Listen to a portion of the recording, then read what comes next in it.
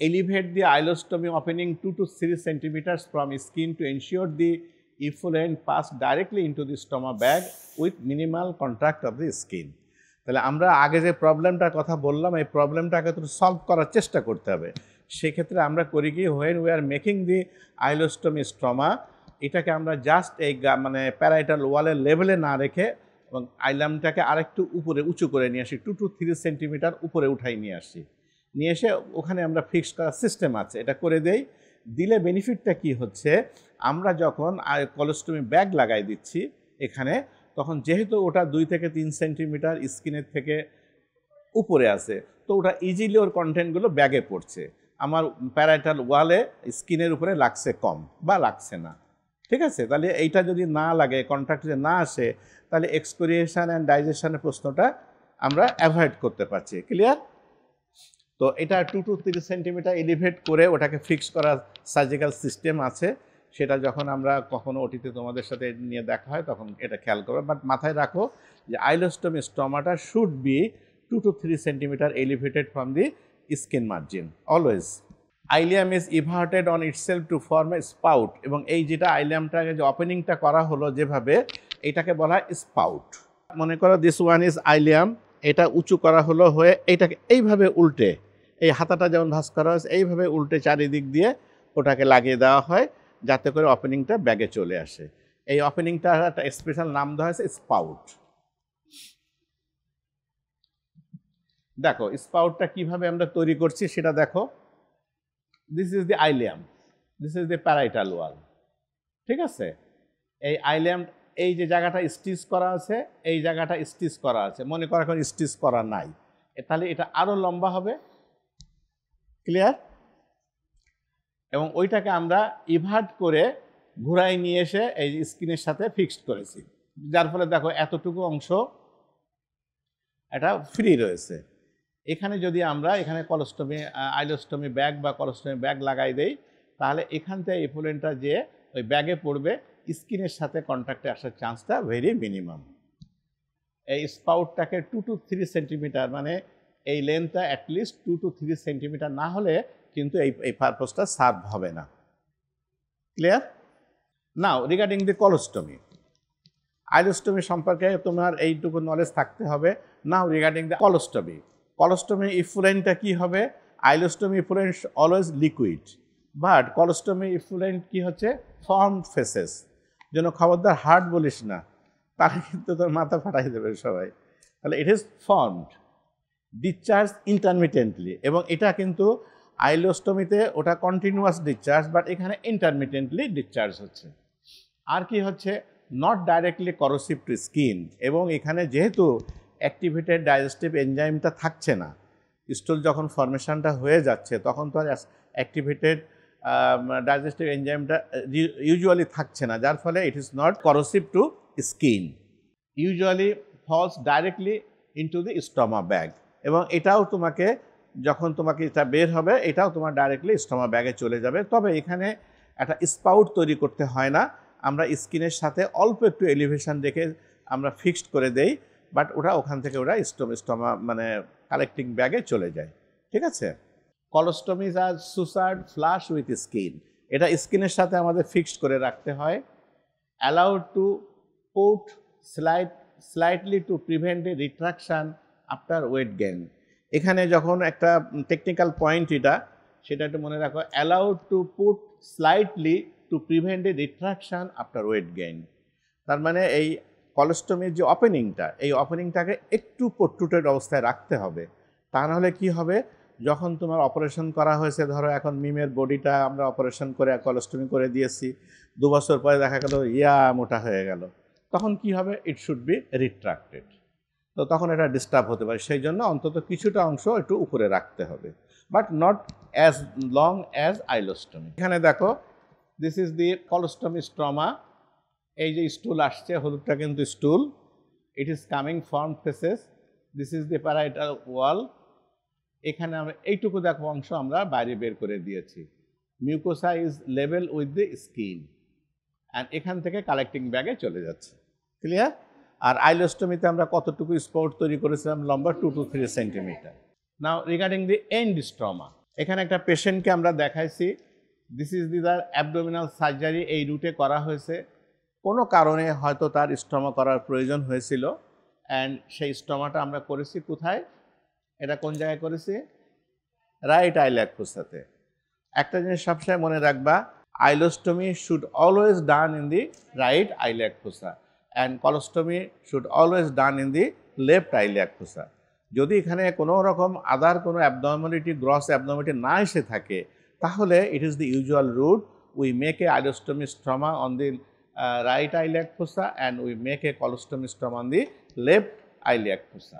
In right iliac fossa তে একটা স্ট্রমা আছে, এই যে এটা, ইউজুয়ালি এ পার্মানেন্ট স্ট্রমা। হয়তো তার কোনো কারণে এমন কিছু ঘটেছে যে ডিজিজ প্রসেসটা যেখানে তোমার কোলনটাকে টোটালি ফাংশনলেস করে রাখা হয়েছে, অথবা কোলনে কোনো ম্যালিগনেন্সি বা আদার কোনো কারণে কোলনটাকে এক্সারসাইজ করতে হয়েছে, যাতে হয় তার মানে রেকটাম অ্যানাসটা ইউজেবল না।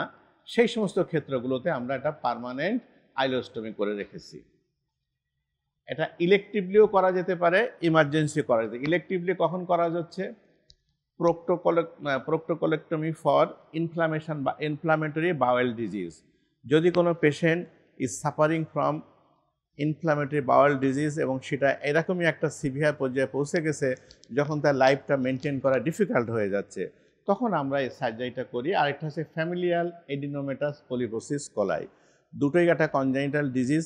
You have meanwhile you have known this name, that is, এটা হচ্ছে inflammatory bowel disease or familial adenomatous polyposis coli. এটা যদি ইমার্জেন্সি সিটিংয়ে করা হয়, আইলোস্টমিটা ইউজুয়ালি টেম্পোরারি। হয়তো আমরা অপারেশন করতে গিয়েছি, যে কোনো পেশেন্টে দেখলাম যে একদম টার্মিনাল আইলিয়ামে, যেখানে নিয়ারার টু আইলোসিকাল জাংশন, সেখানে কোনো প্রবলেম হয়েছে, হয়তো একটা অ্যাপেন্ডিসেক্টমি করতে যে আইলিয়াম একটা ইনজুরি হয়ে গেছে। এখানে একটা কথা তোমরা জেনে রাখো, টার্মিনাল আইলিয়ামে কিন্তু প্রাইমারি অ্যানাস্টোমোসিস ইজ রিক্সি। টার্মিনাল আইলিয়ামে প্রাইমারি অ্যানাস্টোমোসিস ইজ রিক্সি। আমরা we should try to avoid it, ঠিক আছে? তাহলে যদি কোনো কারণে টার্মিনাল আইলিয়ামে যদি কোনো ইনজুরি হয়ে যায়, হয়তো অ্যাপেন্ডিসেক্টমির সময় হলো বা অন্য কোনো কারণে হলো, তখন আমরা বেটার একটা আইলোস্টমি করে রেখে দিই। অথবা মনে করো তোমার একটা টাইফয়েড আলসার হয়েছে। Have you heard the typhoid ulcer in intestine? আমি পড়াবো তোমাদের পরে। টাইফয়েড আলসারটা always affects the terminal ileum, এবং টাইফয়েড আলসার পারফোরেশনও হয়ে যায়। যে আমরা যেমন পেপটিক আলসার পারফোরেশন পড়েছি, at the same time typhoid আলসারও তোমার পারফোরেশন করে, এবং সেটা হয় তোমার অলওয়েজ টার্মিনাল আইলিয়ামে। অ্যান্ড আমরা যেমন ডিউ পারফোরেশনটাকে ইনস্ট্যান্টলি রিপেয়ার করে দিয়ে চলে এসেছি, and patient become all right. But ileal perforation, if it is due to typhoid ulcer perforation, it never be primarily close. এটা কখনোই করা যাবে না, করলে ওইটা টিকবে না। সেক্ষেত্রে আমরা প্রক্সিমাল পার্টে এসে, হেলদি পার্টে এসে আইলোস্টমি করে রেখে দেই। এরপরে ট্রিটমেন্ট করে যখন আমরা ফিল করি যে ileum become healthy, then it is আবার রিপোজিশন করে দেওয়া হয়, ঠিক আছে? কিন্তু কখনোই কিন্তু প্রাইমারি রিপেয়ার দেওয়া হয় না, মনে রাখবা এটা। যদি স্যাররা কখনো প্রশ্ন করে যে টাইফয়েড আলসার পারফোরেশনটা তোমার ডিউ পারফোরেশনের মতো প্রাইমারিলি ক্লোজ করে আসবা কিনা, always answer should be no sir. আমরা সেক্ষেত্রে আইলোস্টমি করে রেখে দেব, এবং ট্রিটমেন্ট কমপ্লিট হওয়ার পরে when we will assess that the disease process has over and ileum become healthy, then it will be repositionে আমরা দিয়ে দেবো, ঠিক আছে? Subtotal colectomy with end ileostomy in fulminant or perforated ulcerative colitis in distal obstruction of the large bowel where the cecum is not visible or perforated. এখানে আমরা subtotal colectomy করতে পারি with ileostomy, আর after a segmental resection of the small bowel where primary anastomosis is unsafe, that is perforated Crohn's disease and thromboembolic bowel ischaemia. তাহলে এই কতগুলো কন্ডিশনটা তুমি একটু মেমোরিতে রাখো। সেটা হচ্ছে ইলেকটিভলি করতে পারি, আরেকটা কি করতে পারি, সাবটোটাল কোলেক্টমি উইথ আইলোস্টমি করতে পারি, অথবা after a segmental resection of small bowel where primary anastomosis is unsafe. Small বাওয়েলের কিছুটা অংশ আমাদেরকে রিসেকশন করতে হয়েছে, বাট প্রাইমারি অ্যানাস্টোমোসিসটা কোনো কারণে মনে হচ্ছে যে আনসেভ, দেন আমরা ওই পারফর্ম আইলোস্টমি, ঠিক আছে? তাহলে আইলোস্টমি আমরা কোন কোন সিচুয়েশনে করি? একটা হচ্ছে আমরা ইলেকটিভলি করতে পারি, যেটা আগে থেকে জেনে বুঝে শুনে আমরা যাচ্ছি। আরেকটা কি করতে পারি, subtotal colectomy with end ileostomy করতে পারি। আরেকটা করতে পারি after a segmental resection of small bowel where primary anastomosis is unsafe. এখানে দেখো, in temporary ileostomy distal bowel closed and left in abdomen. যখন আমরা তোমার টেম্পোরারি এন্ড আইলোস্টমিটা করছি তখন কি হচ্ছে, ডিস্টাল বাউল আমরা কি করছি, closed and left in abdomen, ওটা কিন্তু অ্যাবডোমেন থেকে বাইরে ফেলে দিচ্ছি না কেটে কুটে, ঠিক আছে? তো সেক্ষেত্রে আমরা কি করছি, ডিস্টাল এন্ডটাকে ক্লোজ করে দিচ্ছি এবং লেফট ইন দি অ্যাবডোমেন। আর যদি কি হচ্ছে, এক্সটেরিয়রাইজড অ্যাজ এ মিউকোসাল ফিস্টুলা, আবার ডিস্টাল বাউলটাকে আমরা এক্সটেরিয়রাইজড করে রাখতে পারি, অ্যাজ এ মিউকোসাল ফিস্টুলা হিসাবে আমরা এটাকে বের করে রাখতে পারি। ডিস্টাল বাউলটাকে আমরা কি করি, যখন আমরা আইলোস্টমি করলাম, what should be the fate of the distal bowel? দুটা fate, one thing is closed and left in the abdomen, okay? আরেকটা কি করতে পারি, exteriorised as a mucosal fistula, সেটা কি, এই ডিস্টাল বাউলটাকেও আমরা আরেকটা জায়গায় একটা মিউকোসাল ফিস্টুলা হিসাবে করে রাখতে পারি। এখানে দেখো, ইন টেম্পোরারি এন্ড আইলোস্টমি, এটা ইনসিশনাল লাইন, এই পথ দিয়ে যে আমাদের অপারেশনটি করতে হয়েছে। This is end ileostomy, right iliac fossa, এখানে আমরা এন্ড আইলোস্টমি করেছি। আর এই যে মিউকোসাল ফিস্টুলাটা এই লেফট আইলিয়াক ফোসাতে করে রেখে দিয়েছি, ঠিক আছে? উদ্দেশ্য কিছু নিশ্চয়ই আছে, তো সেগুলো যখন প্রয়োজন আসবে, সেই প্রয়োজনের সময় আমাদের যদি মনে হয়ে থাকে যে ডিস্টাল যে বাউলটা আছে এটা অনেক লম্বা একটা লুপ আছে, এর ভিতরে মিউকোসালটা স্ট্যাগন্যান্ট হয়ে যেতে পারে, তখন আমি একটা ফিস্টুলা করে দিলাম, যে ওর ভিতরে যে মিউকোসগুলো নর্মালি গাট ওয়াল থেকে তো মিউকোসা সিক্রেট হয়, ওই সিক্রেট যদি আমাদের মনে হয়ে থাকে অ্যানাস দিয়ে এডিকুয়েটলি পাস নাও হতে পারে, তাহলে ওটার সিক্রেশন হলে ডিস্টেনশন হবে, পেশেন্টের ডিসকমফোর্ট হবে। ইন সাচ সিচুয়েশান আমরা একটা মিউকোসাল ফিস্টুলা এখানে লেফট আইলিয়াক ফোসাতে করে রেখে দিলাম। ক্লিয়ার? এখান থেকে স্টুল আসবে, এখান থেকে কি আইলিয়াল কন্টেন্ট আসবে বা স্টুল আসবে? নো, যে মিউকাসটা সিক্রেশন হচ্ছে সেটা ওখান থেকে বের হয়ে যাবে। এন্ড কোলোস্টমিটা কখন করি, সেটা হলো এন্ড কোলোস্টমি মিনস যে স্ট্রমাটাকে আমরা বাইরে বের করে দিয়ে এসেছি, ওর ডিস্টাল পার্টটা are not functioning, that is end colostomy. তো এটা কোন ক্ষেত্রে করা হয়, সাধারণত abdominoperineal excision for anorectal tumours, a permanent end colostomy and elective surgery. তো এটা যদি আমরা পার্মানেন্টলি করি কখন, সেটা তোমাকে বললাম, যে স্পিনটারকে যদি সেভ করে আমরা কোনো রেকটাল কার্সিনোমাকে এক্সারসাইজ করতে না পারি, কারণ স্পিনটার যদি ফাংশনিং না হয়ে থাকে তাহলে এই সার্জারি কোনো ইম্পর্টেন্সই আছে? স্পিনটার যদি ইনকম্পিটেন্ট হয়ে যায় তাহলে কী হবে, স্টোন তো সবসময় বেরোতে থাকবে।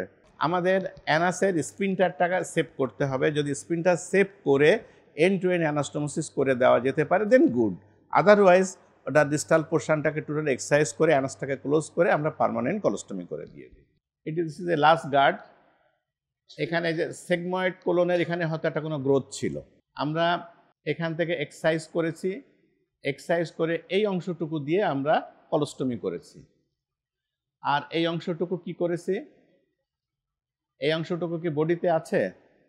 ন, নিশ্চয়ই ওর টিউমারটা কোথায় দেখো, ওই যে দেখো টিউমারটা একদম স্পিনটা যে এলাকা সেই এলাকাটাকে ইনভলভ করে ফেলেছে, তাহলে ওই জায়গাটাকে আমরা রিপেয়ার করতে পারবো না। That is why this portion should be surgically excised from the body and this portion should be brought into the left iliac fossa and make a colostomy. It is permanent colostomy. তাহলে এখানে দেখো এই যে and কলোস্টমিটা যেটা আমরা বললাম, এর বইতে একটা নাম আছে, that is call Hartmann's procedure. Hartmann's procedure, এটা মনে রাখবা। অনেকে কিন্তু হার্টম্যান প্রসিডিওরটা কী জিনিস তোমাদের কাছে জিজ্ঞাসা করে পরীক্ষায়, do you know Hartmann procedure, এ কথাটা বলবে।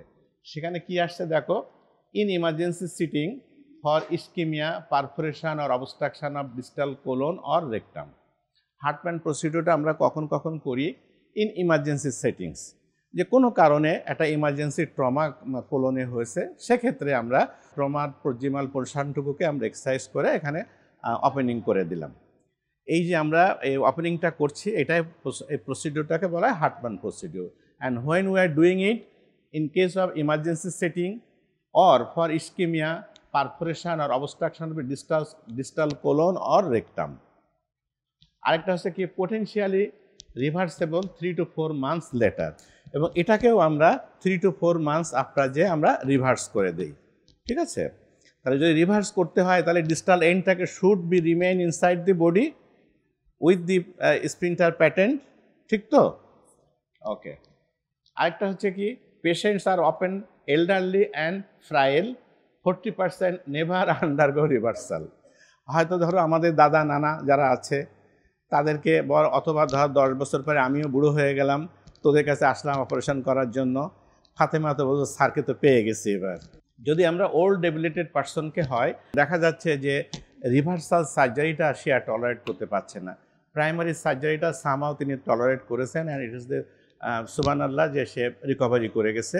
তো পেশেন্ট হিমসেলফ অনেক সময় চায় না রিভার্সালের জন্য, অথবা আমরাও টেকনিক্যাল পয়েন্টে আমরা অ্যাভয়েড করে যাই, don't do it because you are so মানে sick that it may not be possible to withstand the next trauma. এটা কি দেখেছো? Which part? Colon. This part, yes, ascending colon. This is, এটা কি? Appendix. This is the ileocaecal junction. এখন এই জায়গাটা দেখো হিউজলি ডাইলেটেড, এটা কিন্তু এত ডাইলেটেশন থাকে না, ঠিক আছে? তো সেক্ষেত্রে আমরা কি করছি, এই যে এই জায়গাটাকে এক্সারসাইজ করেছি, এই যে দেখো টেম্পোরারি কলোস্টমি উইথ রেকটাল পাউস, হার্টম্যানস পাউস বলে এটাকে। এই যে রেকটামটাকে ক্লোজ করে দিয়েছে, দিলে এটাকে আমরা কি বলছি? হার্টম্যান পাউস বলছি। হ্যাঁ, হয়তো ওর প্রবলেমটা এইটুকু জায়গাতে ছিল, এইটুকু এখান থেকে এক্সারসাইজ করে আর এখান থেকে এইটুকু এক্সারসাইজ করে এটাকে আউট করে দিয়েছে। তাহলে রেকটামের যে ডিস্টাল অংশটুকু আমরা ক্লোজ করে রেখে দিলাম, এটাকে একটা পাউচ হিসাবে থাকলো, it should be called Hartmann pouch. Clear? এবং এই এন্ডটাকে আমরা কলোস্টমি করে রেখে দিলাম। এর পরবর্তীতে যে 3 to 4 months পরে যে আবার কোলোরেক্টাল, এই কোলন আর এই রেকটাম, এই colon and rectum, this is colon and rectum, here is the anastomosis করে দিলাম, colorectal anastomosis 3 to 4 months after. ঠিক আছে, কিন্তু কোলনের সাথে অ্যানাস্টোমোসিস করার আগে must be sure that your sprinter is alright.